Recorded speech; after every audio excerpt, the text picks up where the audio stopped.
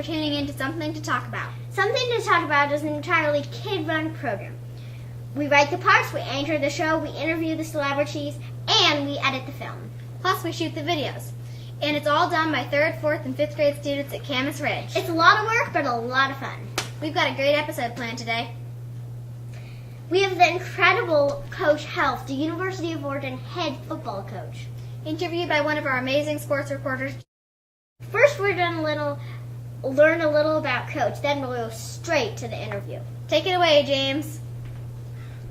Hi, I'm reporting for Something to Talk About. Mark Helfrich is 39 and was born in 1972 in Medford.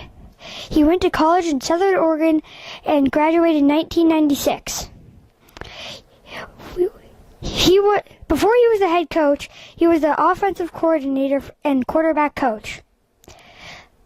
The Oregon football program is a source of pride for our university, said the U of O president.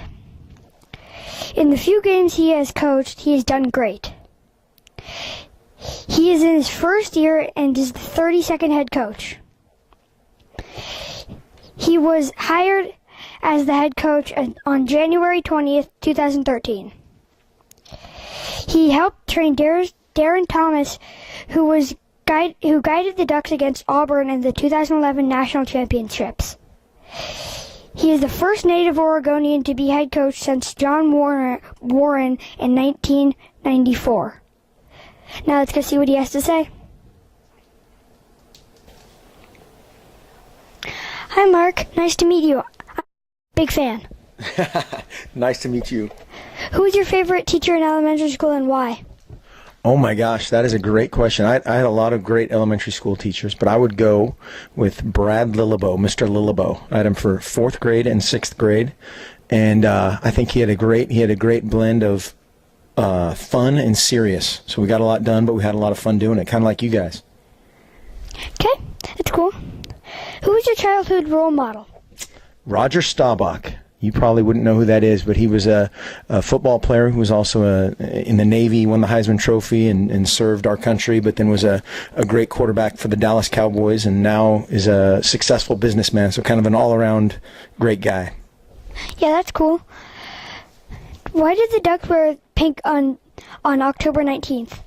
Great question. We wore pink to basically raise awareness and ended up raising a bunch of money for cancer research. And the group that we kind of teamed up with was a group that does all of the money goes directly to research. So every type of cancer was addressed that way. And obviously everybody's kind of fighting the fight against cancer and has been affected by cancer in some way. And so it was actually the players' idea to kind of come up with the pink helmets, which were a little bit crazy, but ended up raising over $250,000 for cancer research. So a great effort.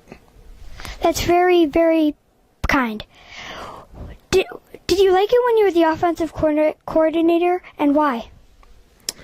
I did. I think I've liked every one of my jobs. Some places we've won a few more games, some places we haven't. But it's always kind of who you're with and you know how you make things into being as best as they possibly can.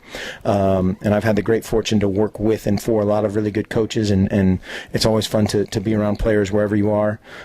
Sometimes they're a little bit harder to motivate. Kind of like, do you have a tough time sometimes really early at school? Some days.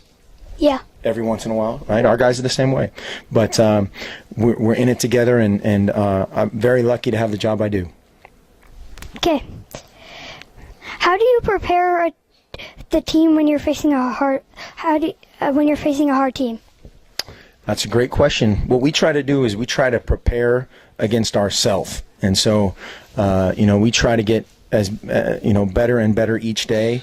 Like maybe if in school, if you can do 12 pull-ups, the next day we want to do 13, and the next day we want to do 14, and the next day we want to do 15. If you can do multiplication tables a certain way, we want to do more and better and faster.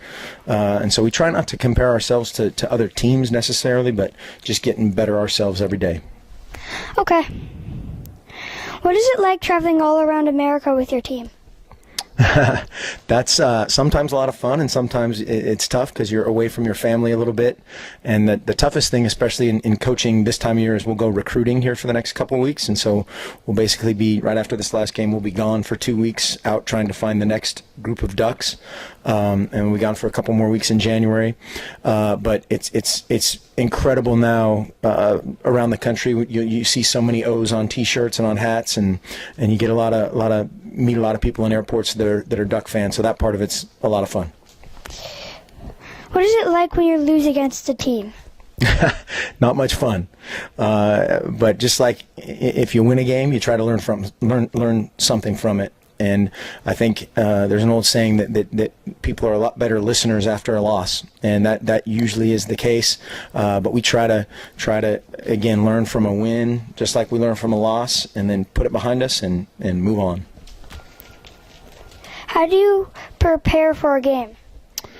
Well, we kind of have a lot of things that we do the same each week. We have a pretty good routine for, a Monday practice, a Tuesday practice, a Wednesday, Thursday, Friday, and so on. And part of that is with our players in meetings, on the field, lifting weights, practicing all those things that we do. And then they have their academic obligations, which are class and studying and tutor appointments and those kind of things. So they have a pretty tight schedule this time of year between school and football and eating and sleeping. Okay.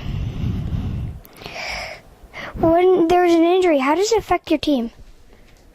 Wow, that's a great question. That's my least favorite part about football is sometimes guys get hurt, and there's so many different levels of kind of what happens, whether it's a big injury or a little injury. It affects people different ways, and it affects your team different ways. But we try to, as much as possible, move on. And again, we always talk about the next man up. So if you're hurt, the next anchor man has to step in, or anchor girl, and try to do a great job. And we want that person to be back happy and healthy and ready to go as quickly as possible. But at the same time, you kind of have to keep on keeping on. Okay. What was the first CD or album you bought with your own money? Wow. That's a great question. I think it was Kiss, Love Gun. It was an album, a record album. You don't even know what that is, do you? I know they used to be. I know what Kiss is, but Yeah. Record albums used to be these big black things. They were about that big, and I remember there was a thing on the back that you could take out, and it actually formed a paper gun. That's probably not appropriate in this day and age, but yeah, Kiss. But I remember the Jungle Book too, but I didn't pay for that one. thanks for letting me ask you a few questions. And thanks for watching Something to Talk About. Thanks for watching, if you did.